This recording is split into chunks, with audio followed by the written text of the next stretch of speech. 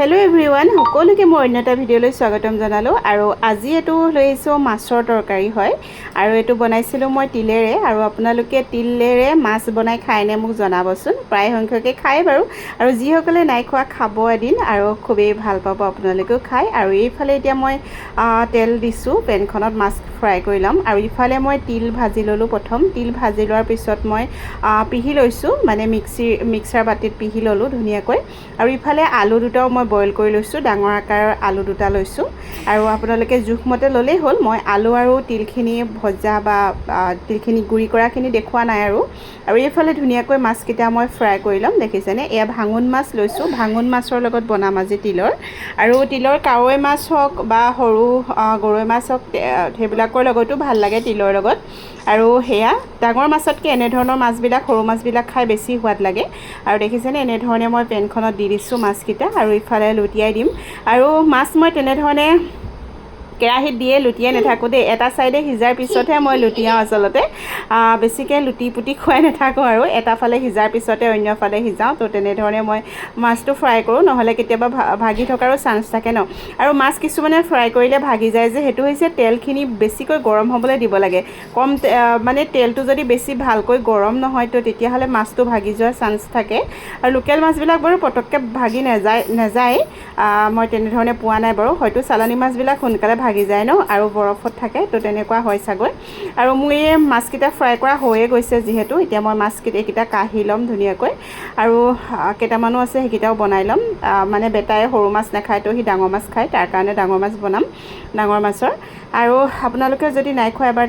try কৰিব খালি তিলখিনি ভাজি ল'ব ধুনিয়াকৈ দেই তিলখিনি ভাজি ল'লে মানে ধুনিয়া এটা গোন্ধ ওলাই আৰু তিলখিনি ভাজি ল'লেহে মানে ভাজা মানে কি কেৰাহীতে গৰম কৰি ল'লে হ'ল আৰু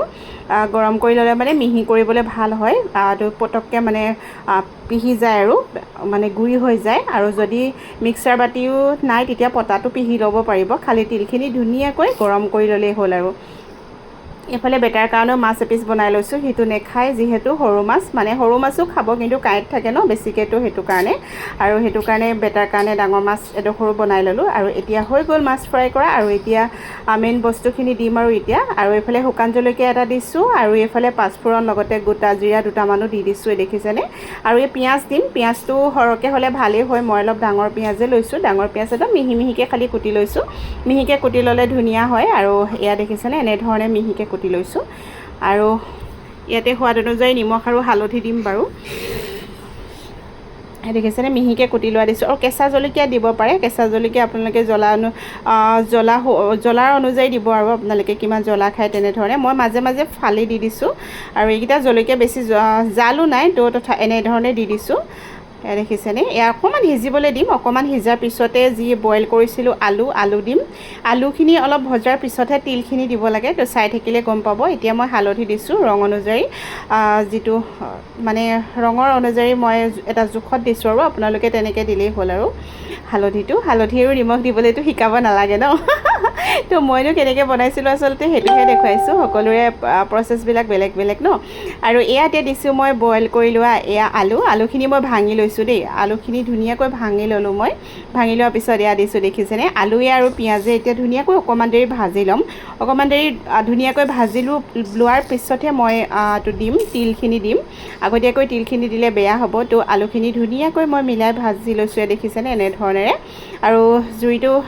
লো ফ্লেমত লৈছো দেই আৰু এয়া দেখিছেনে ধুনিয়াকৈ মই মিহি কৰি পেলানি এটা টিফিন বাটিত ভৰাই ৰাখিছো আৰু এয়া দি দিলো 3 চামুচ 4 চামুচ দিম মই 4 চামুচ দিলে মানে ধুনিয়াকৈ হৈ যায় 3 চামুচ দিলো আৰু 1 চামুচ দি দিম দেখিছে এতিয়া আকৌ মই ধুনিয়াকৈ মিলাই লম লগালগ পানী দিব নালাগে আকৌ ধুনিয়াকৈ আলুখিনিৰ লগত মিলাই ল'ব লাগে আলুখিনিৰ লগত মিলাই অকমান টাইম ভাজি দিব লাগে আৰু বেছি ভাজিব নালাগে খালি জুইটো একেবাৰে কমাই থব লাগে যদি জুইটো বেছি থাকে নহয় তিলখিনি হয়তো তিতা লাগি যাব পাৰে বেছি জ্বলি যাবও পাৰে তো হেতু কাৰণে দেখিছেনে এনে ধৰণে তেল এৰা নিচিনা হলে মানে এতিয়া পানী দিব পাৰি পানী মানে কুহুমীয়া পানী দিলে ভাল হয় কুহুমীয়া নহলে গৰম পানী মই এয়া কুহুমীয়া গৰম পানীয়ে দিছো বাৰু এয়া দেখিছেনে এনে ধৰণে দি দিলো ঠাণ্ডা পানী দিয়াতকৈ মানে কুহুমীয়া গৰম পানী দিলে ভাল হয় আৰু ইনিও মাছৰ জোল বা কিবা তৰকাৰী বনালে গৰম পানী দিলেই ভাল হয় ন আৰু এয়া দেখিছেনে এতিয়া ধুনিয়াকৈ লগালগেই উতল আহিছে কাৰণ পানীটো মই গৰমে দিছো ন একেবাৰে উতলা গৰম পানী নহয় কুহুমীয়া আছিলে যিহেতু আৰু এয়া দিছো দেখিছেনে উতল আহিছে আৰু এয়া